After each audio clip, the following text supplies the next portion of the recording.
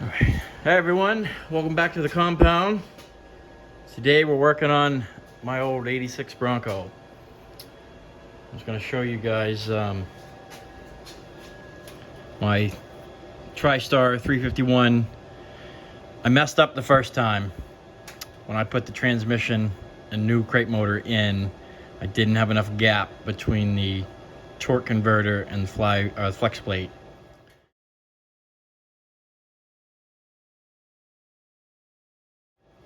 So I ended up ruining the thrust bearing on the motor. As you can see in the original plate, it actually wore into it. So this plate won't work.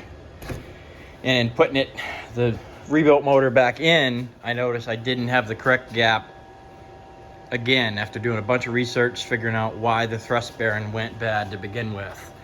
I give a bunch of props to TriStar Engines. They took the motor back. It actually wasn't under warranty because thrust bearing is a customer failure, not an engine builder failure. But they did me a solid. They took it back. They rebuilt the motor.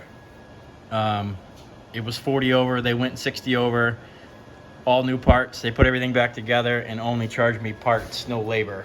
They even paid the shipping to and from. So I'm super happy with them. Right, so now, I went online. The Summit block-off plate, everybody said wasn't thick enough, but the Jegs plate is fantastic. I can put a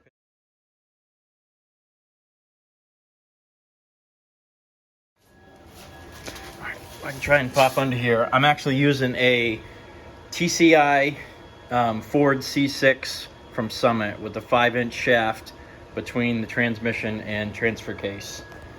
Really haven't run it yet, but the fit and finish of the way it was built is fantastic. So I'm gonna pop under here. Okay.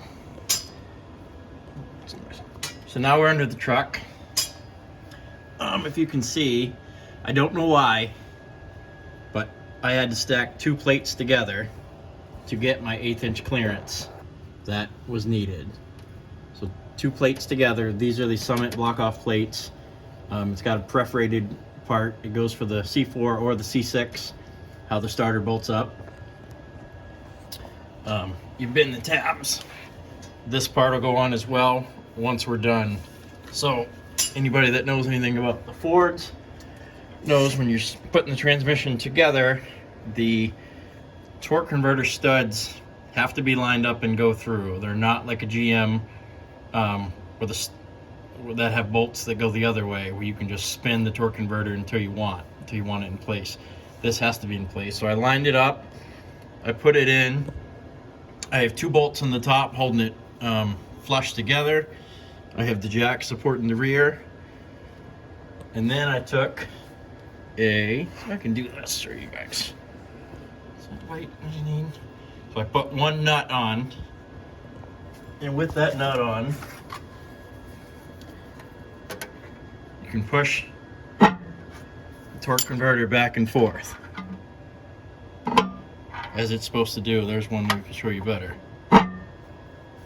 That's a gap you were looking for. If you don't have the 1/8-inch gap that you needed, you will have the same financial mistake that I did in ruining an engine and a transmission for something I didn't quite understand. So don't make my mistake. Test it yourself. So with this torque converter all the way against the flex plate, you can kind of pry it, make sure it's not going anymore. Alright, I'm gonna try take an 1/8-inch drill bit, as the instructions, well, the instructions say 1/8 inch, but a drill bit works. You can lay it, it's difficult one-handed. So you put the drill bit there, right? Then push.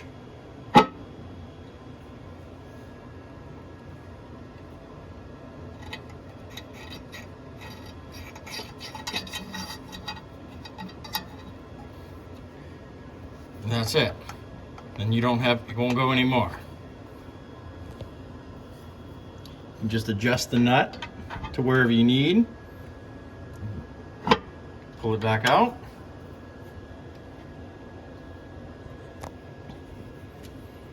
Try it again.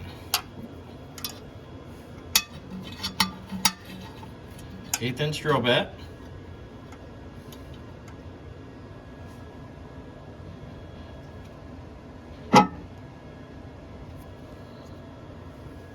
There you go.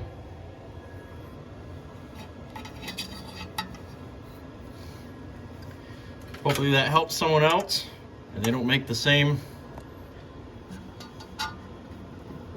mistake I did, because it cost me money and time.